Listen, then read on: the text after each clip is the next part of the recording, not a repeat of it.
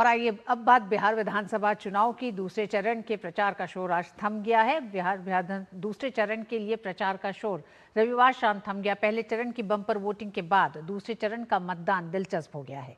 दूसरे चरण की 122 सीटों पर कई समीकरणों के असर ने 2020 के नतीजों को प्रभावित किया था। नए समीकरणों के लिहाज से दूसरा चरण बीजेपी और आरजेडी के लिए साख बचाने की चुनौती है। अमित शाह, राहुल गांधी, योगी आदित्यनाथ समेत कई दिग्गज नेताओं ने कई जिलों में रैलियां की। दोनों ही गठबंधनों के नेताओं के तीखे राजनीतिक वार आज भी जारी रहे। दूसरे चरण के लिए थमा प्रचार का शोर।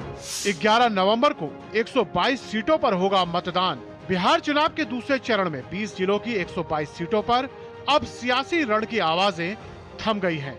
बिहार विधानसभा चुनाव 2025 का दूसरा चरण अब अपने निर्णायक मोड़ पर है। पहले चरण के मतदान ने देश को चौंका कर रख दिया। बिहार की जनता ने पहली बार रिकॉर्ड मतदान किया। अब बारी 20 जिलों की 122 सीटों की है, जहां 11 नवंबर को वोटिंग होनी है। इस दिन 1302 उम्मीदवारों की किस्मत का फैसला बिहार के वोटर्स करेंगे। एनडीए और महागठबंधन ने प्रचार प्रसार में कोई कोर कसर नहीं छोड़ी है। दूसरे चरण में जिन जिलों में वोट डाले जाएंगे वे हैं पश्चिमी चंपारण, पूर्वी चंपारण, सीतामढ़ी, शिवहर, मधुबनी, सुपौल, अररिया, किशनगंज, पूर्णिया, कटिहार, भागलपुर, बांका, जमुई, नवादा, गयाजी, औरंगाबाद, जहानाबाद, अरवल, कैमूर और रोहतास शामिल हैं। दूसरे चरण के चुनावी रण में 134 महिला, एक थर्ड जेंडर और 1167 पुरुष उम्मीदवारों समेत कुल 1302 उम्मीदवार हैं। इनके भाग्य का फैसला 3 करोड़ 70 लाख मतदाता करेंगे, जिनमें 1 करोड़ 95 लाख पुरुष तो 1 करोड़ 74 लाख महिला वोटर हैं। दूसरे चरण में सबसे ज्यादा 120 उम्मीदवार पहली बार चुनावी ताल ठोक रही जन स्वराज पार्टी ने उतारे हैं।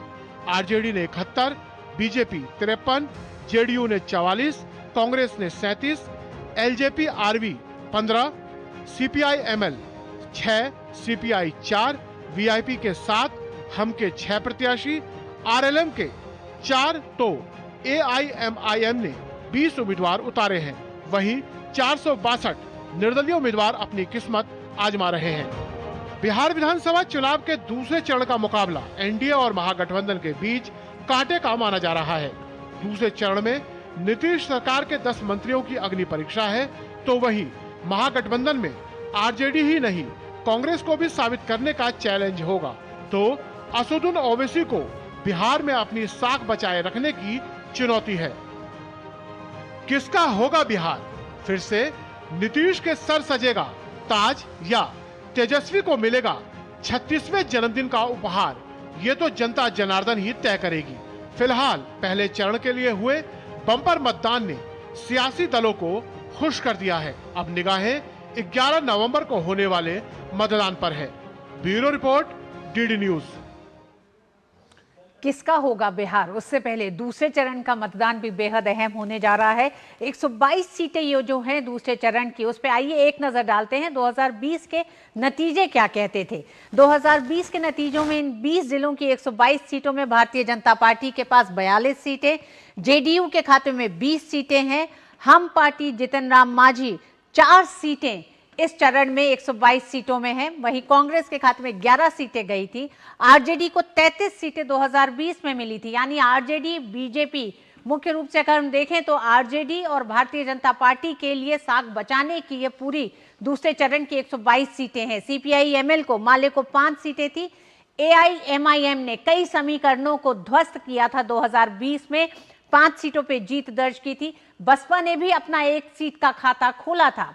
यानी कि परंपरागत वोट जिन पार्टियों के रहे हैं उनमें एक बड़ी सेंध थी। 2020 के नतीजे ये बताते हैं। दूसरे चरण में क्षेत्रवार अब नजर डालते हैं 122 सीटों का क्या ब्रेकअप है। ये मगध की 29 सीटें हैं, जिसमें से भारतीय जनता पार्टी को 4 सीटें मिली थी, राजद के पास 15 सीटें थी, जदयू के पास 1 सीट थी, कांग्रेस के पास 3, भाकपा माले के पास 2 सीटें मगध के इलाके में हैं, हम की चारों ही सीटें मगध से ही थी। अंग क्षेत्र में 5 सीटें भारतीय जनता पार्टी के पास थी, राजद के पास 2 थी, जदयू के पास 4, कांग्रेस के पास 1 सीट थी। भोजपुर वो क्षेत्र था जिसमें राजद को सीटें सबसे ज्यादा मिली थी, 7 सीटें थी, 2 कांग्रेस को थी। भोजपुर वो क्षेत्र रहेगा जहां राजद और कांग्रेस यानी महागठबंधन ने जो जीत दर्ज की थी उसे बचाने की एक कवायद होगी। कोसी में 1 सीट भाजपा की थी, 4 सीट जदयू की थी। इसी तरह आगे बढ़ते हैं और देखते हैं कैसे सीमांचल और अन्य क्षेत्रों में जो बड़े परिवर्तन देखने को मिले थे। मिथिला 5 सीटें भारतीय जनता पार्टी के पास थी, राजद के पास 2, जदयू के पास 3 सीटें थी। तिरहुत ये एक वो क्षेत्र है जिसमें लगातार हमने देखा अमित शाह की रैलियां हुई हैं और रैली में एक तरह से जिस तरह की बड़ी भीड़ दिखाई दी है वो दिखाती है कि भारतीय जनता पार्टी को 19 सीटें 2020 में मिली थी, राजद को 6 सीटें, जदयू की 4 सीटें। यानी कि ये वो इलाका है जो एनडीए के लिए अपनी सीटों को बचाने का इलाका होगा। कुल सीटें 30 थी इस इलाके की। तिरहुत की 30 सीटों में से 19 और 4 सीटें एनडीए गठबंधन को गई थी। सीमांचल वो इलाका था जिसमें कुछ नए परिवर्तन दिखाई दिए थे। भारतीय जनता पार्टी को 8 सीटें थी, राजद के खाते में 1 सीट गई, जदयू के पास 4 थी, कांग्रेस के पास 5 सीटें थी। यानी ये वो इलाका था जिसमें एआईएमआईएम के 5 सीटें। सीमांचल के 4 जिलों में भी बड़े परिवर्तन देखने को मिले थे और इसी टैली में ये भी आपको बताएं कि बसपा की 1 सीट आई थी जिसने पिछले गणित को बिगाड़ा भी था। राजनीतिक पार्टियों के परंपरागत वोट में एक बड़ी सेंध थी, यानी भारतीय जनता पार्टी को 122 सीटों में से 42 सीटें, राजद को 33 सीटें, जदयू को 20 सीटें हैं 122 में से, कांग्रेस को 11 सीटें हैं, माकपा माले की 5 सीटें हैं, हम की 4। हम और माकपा माले दोनों के लिए भी बड़ी चुनौती है क्योंकि बिहार की राजनीति में इन दोनों के लिए ये दोनों ही नंबर को बरकरार रखना जरूरी होगा। तो कुल 120 सीटों का ये आंकड़ा है जो हमने आपके सामने रखा है। आइए एक नजर डालते हैं क्योंकि दूसरा चरण जो है 122 सीटों पर सबसे ज्यादा साख जो दाव पे है वो एनडीए नीतीश कुमार के मंत्रियों की है, जिसमें पशु एवं मत्स्य संसाधन मंत्री रेणु देवी बेतिया से चुनाव मैदान में है। तेजी से हम दिखाते हैं आपको, चकाई से विज्ञान प्रौद्योगिकी तकनीकी शिक्षा मंत्री सुमित कुमार सिंह चुनावी मैदान में है। ये वो कुछ बड़े चेहरे हैं जो 122 सीटों पर जिस पे सबकी नजर रहेंगी। सुपौल से ऊर्जा मंत्री विजेंद्र प्रसाद यादव चुनाव में हैं। छातापुर से लोक स्वास्थ्य अभियंत्र विभाग मंत्री नीरज कुमार सिंह, धमदाहा से खाद्य एवं उपभोक्ता संरक्षण विभाग मंत्री लेसी सिंह चुनावी मैदान में हैं। तो नीतीश कुमार को अपने इन तमाम मंत्रियों की साख को भी बचाने की एक बड़ी चुनौती है। अमरपुर से भवन निर्माण मंत्री जयंत राज चुनावी मैदान में हैं। चुनावी नतीजे बहुत कुछ साबित करते हैं कि किस तरह से मंत्रियों का पूरा परफॉर्मेंस रहा है 5 साल। चैनपुर अल्पसंख्यक कल्याण विभाग मंत्री हैं मोहम्मद जमा खान। 10 मंत्रियों की किस्मत दांव पर। झंझारपुर से उद्योग मंत्री नीतीश मिश्रा। तो ये तमाम मंत्री दूसरे चरण के चुनाव में अपनी किस्मत को आजमाएंगे। हरसिद्धि से गन्ना उद्योग मंत्री कृष्ण नंद पासवान चुनावी मैदान में होंगे और फुलपरास से परिवहन मंत्री शीला कुमारी। तो महिलाओं और पुरुषों के साथ कुल 10 मंत्रियों की किस्मत दांव पे होगी दूसरे चरण के चुनाव में। तो बेहद अहम होने जा रहा है 122 सीटों पे दूसरे चरण का चुनाव।